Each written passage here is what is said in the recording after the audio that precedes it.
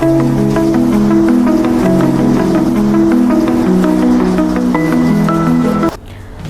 welcome back in my experience on 5 Minutes with Cerita Alfi. Oke, kali ini setelah kemarin bahas secara generalnya bagaimana cara dealing dengan buyer dan bagaimana pertama kali saya mendapatkan buyer, saya akan menjelaskan lebih detail gimana sih tahapan-tahapannya itu bisa dealing dengan buyer.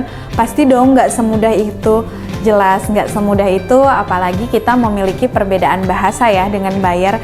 Minimal kita harus menguasai bahasa internasional, yaitu bahasa Inggris, seperti itu. Nah, jadi waktu itu pertama kali saya ketemu buyer datang ke Jakarta.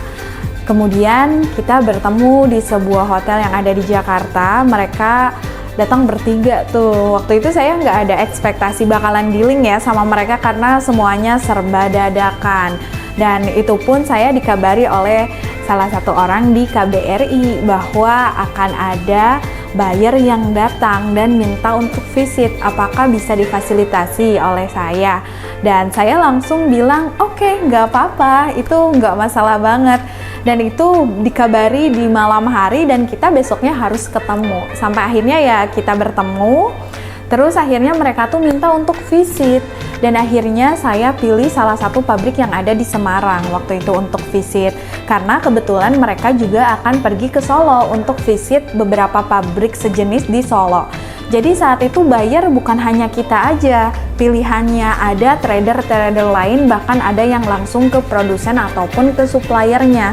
Di situ otomatis pasti dong kita ngerasa aduh takut nggak deal deh sama kita gitu kan, tapi ya it's okay, namanya juga kita mencoba gitu kan. Akhirnya malam harinya kita jalan ke Solo. Nah, kita pergi ke Solo terus ketemu di hotel dia di Solo dan saya minta tolong ke supplier yang ada di Semarang untuk boleh dong kirimin sampelnya ke Solo, soalnya saya ini lagi sama buyer nih. Nah, di situ saya nggak langsung ketemu buyer, saya tunggu itu buyer karena buyer tersebut juga masih diskusi dengan calon trader sama seperti saya posisinya. Nah, di situ saya nunggu dengan sangat sabar menanti sampai akhirnya giliran saya tiba dan untungnya sampel pun datang dengan tepat waktu. Akhirnya kita sampaikan ini sampelnya, kita kasih harga sekian, bisa visit besok juga, ada di Semarang pabriknya. Tentunya itu bukan pabrik saya dong, karena saya cuman trader di sini. Nah, akhirnya mereka mau untuk visit. Di situ kita belum dealing secara harga karena mereka juga membandingkan dengan produsen-produsen lainnya dan trader lainnya kayak gitu. Nah, besoknya akhirnya kita ke Semarang bareng, di sana visit bareng, terus setelah itu akhirnya kita bertemu lagi di Jakarta karena based on kantor saya itu di Jakarta. Akhirnya mereka datang ke kantor kita dan kita negosiasi harga di situ. Mereka berkata bahwa di supplier lain atau di trader lain itu sebetulnya harganya lebih murah. Bisa nggak sih harga kita itu diturunin lagi? Nah, saya jelaskan dong. Spek di kita itu seperti ini, kandungannya seperti ini. Nah, kalau di trader yang satunya saya nggak tahu spek yang kalian dapat itu seperti apa. Terserah, silahkan tinggal dipilih. Kalau misalnya pengen harganya segitu, otomatis kita juga akan memberikan kualitasnya yang berbeda. Jadi di situ kita juga nggak boleh ya nurunin harga pasar karena bisa merusak harga pasar dan berefek kepada produsen-produsen lain tentunya. Sebagai trader kita juga harus menjaga integritas untuk tidak menghancurkan pasar tentunya. Jangan hanya berpikir tentang profit aja karena semuanya pasti ada resiko ya dalam berbisnis itu, baik itu sebagai produsen, sebagai buyer ataupun sebagai trader. Nah, setelah itu akhirnya setelah saya jelaskan mengenai produk knowledge yang kita punya, akhirnya dia deal dengan kita. Nah, setelah deal dia mencoba untuk order 1 kontainer terlebih dahulu. Itu first time orderan saya untuk arang, untuk komoditi terkhusus di arang. Akhirnya kita melakukan dealing, terus kita juga melakukan pembuatan MOU ya, Memorandum Understanding, untuk kedua belah pihak agar aman.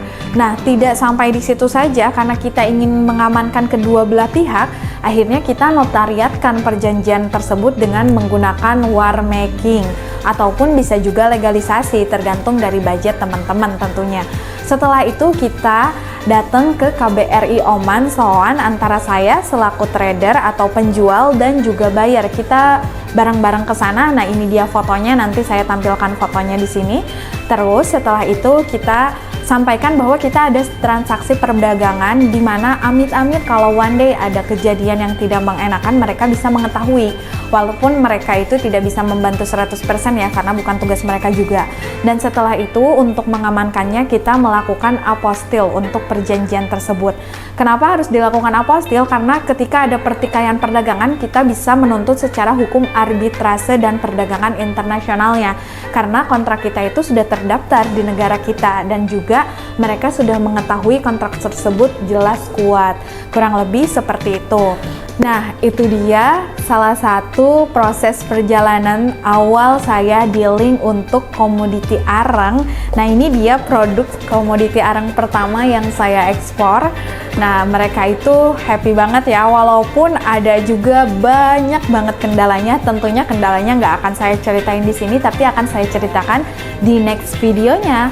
So, tonton terus dan pantengin terus YouTube-nya Cerita Alfi. Dan jangan lupa like, comment, serta subscribe. See you on next video.